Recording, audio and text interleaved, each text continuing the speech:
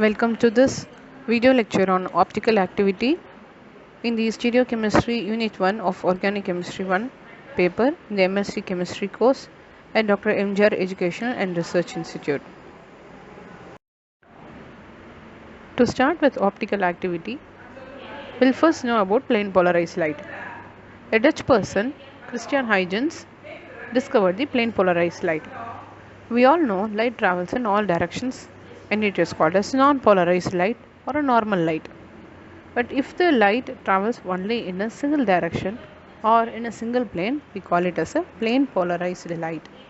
Now in this figure we can see the light traveling in all directions and it's represented by a red color arrow. So the red color arrow is an input of light through a filter. So before the filter, the light travels in all directions. When it travels through the filter, it is filtered or cut off such a way that the light travels only in a single plane, and the plane here represents the horizontal plane. So this is an horizontal filter, so the light is permitted to travel only in the single horizontal plane. So after the plane, we can see the light travels only in a single plane, horizontal plane. So this is a plane polarized light. Now we can see one more blue color filter where the filter is exactly the opposite to that of the first filter. So this filter will permit only the light to travel in a vertical plane. But since the plane is already in a horizontal plane and the filter is in a vertical plane, the light cannot be permitted to pass through this second filter. So light is blocked here. Here is one more example for plane polarized light. From the light source we can see the light is traveling in all directions and is represented by arrow marks. So the arrows in all directions represents the light is traveling in all directions and it is a non-polarized light. Now through the polarizer the light travels only in a single direction. The polarizer filters the light and makes it to travel only in one direction. So after the polarizer, the light travels only in a single plane and it is called as a plane polarized light. So the light waves oscillate in a single plane. Now what chemist is going to do with optics can be understood here. Jean-Baptiste Biot in 1815 found out that some natural organic compounds in either liquid or in solution form can rotate the plane polarized light. That is, a light that is already traveling in a single direction can be made to rotate in another direction or can change its direction slightly by the use of these organic compounds. So in the given figure we can see a plane polarized light represented in a vertical direction. The arrow in a vertical direction represents the light being traveled in a vertical direction and that is passed through a tube containing a liquid of organic compound or it's in the solution form. So after this, when the light comes out of this tube, it is found that the light travels in a direction not exactly the same that was earlier. So the direction is slightly changed, tilted. So the plane, even now it is a plane polarized light, but the direction is not the same as that of earlier one. So this characteristic property of the organic compound to change the direction of the plane polarized light is called as an optical activity. So an organic compound which has optical activity will rotate the plane polarized light into a different direction. Now the question is, will all organic compounds will be optically active? No. So it was first found that asymmetric molecules will be optically active. So will again all asymmetric molecules will be optically active or not? Can it rotate the plane polarized light? Again that is a question. Will all organic compounds will be optically active? No is the answer. The second question is, if the molecule is asymmetric, that is a carbon atom attached to different groups of molecules, will it be optically active? Tartaric acid is an asymmetric molecule. Tartaric acid has two asymmetric carbon atoms. One carbon is attached to an hydroxyl group carboxylic acid group and a hydrogen, and another group which represents like the same carbon atom.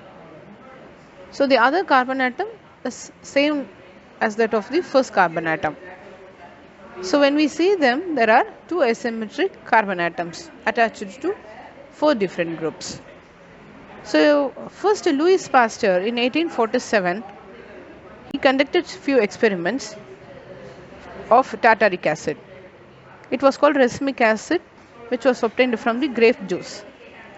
So what he did is he crystallized the sodium ammonium salt of this racemic acid, and it gave mirror image crystals which he could separate by his hand. And it was the equimolar solution of the separated crystals that had equal but opposite optical activity. What do we mean by that?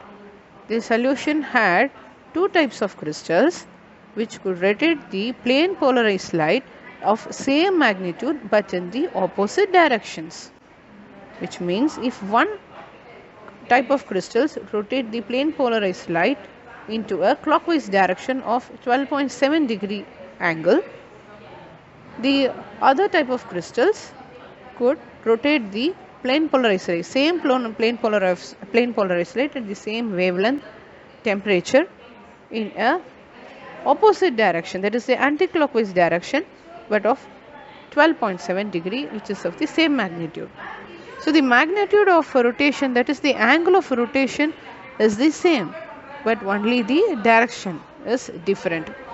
One type of crystals rotate in a clockwise direction, represented as plus tartaric acid, also called as dextrorotatory or the plus isomer. And the other type of crystals or the other isomer which rotates the plane polarized light in a minus 12.7 degree is called as minus tartaric acid or levorotatory, or the minus isomer rotates the plane polarized light in an anti-clockwise directions.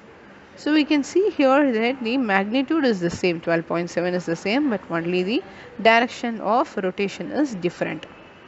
So this type of optical activity of isomers differing from each other just because of angle of rotation, and also they are mirror images of each other, are called as enantiomers.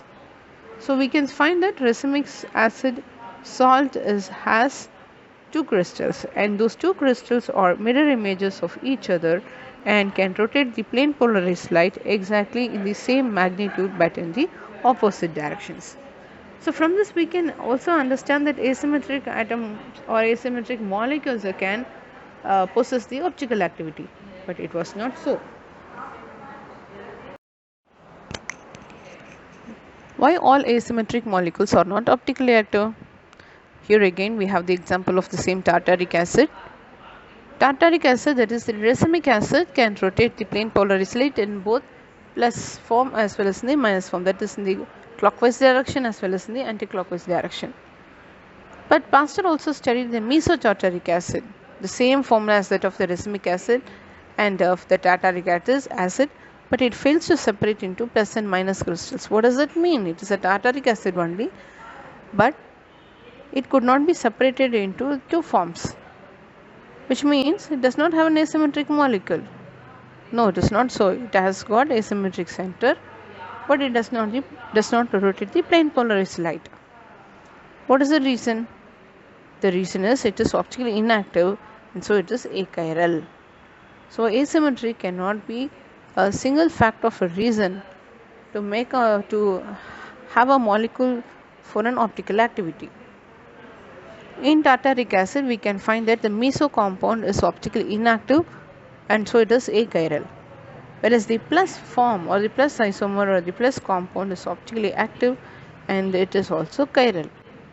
The minus meso tartaric acid is also optically active and is also chiral. So chirality means not asymmetrism, but it means the optically active compounds where the mirror images are not superimposable. So chirality can be correlated to not to asymmetrism but to the symmetry elements. For a molecule to be optically active, asymmetrism is not a rule. Then what is the condition or the parameter for a compound to be optically active? the compound should possess symmetry rule. What kind of symmetry rule it is? It should be devoid of axis of symmetry, plane of symmetry, and inversion of symmetry. So all this we would have seen earlier in the group theory classes. Axis of symmetry will also rotate the plane polarized light.